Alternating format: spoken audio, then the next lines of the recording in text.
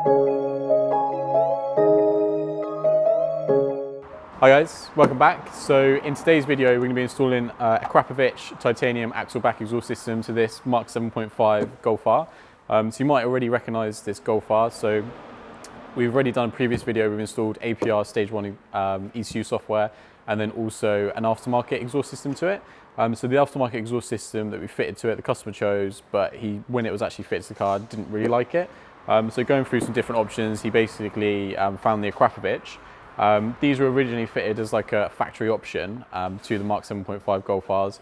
They're really hard to find in the aftermarket. Obviously you can't get them direct from Akrapovic anymore either. So we managed to source one for the customer. So we're going to get the exhaust system swapped over. So this axle-back exhaust still uses the factory exhaust system up to basically like the rear silencer. So we're just replacing the rear silencer. Maintains the factory like valve control as well, so you maintain the valve function, but obviously it's super lightweight and sounds awesome as well. So yeah, we're going to get it fitted to the car, show you that, and then also do some before and after videos of the aftermarket exhaust system, the stock one, and then this one as well. So yeah, let us know what you think.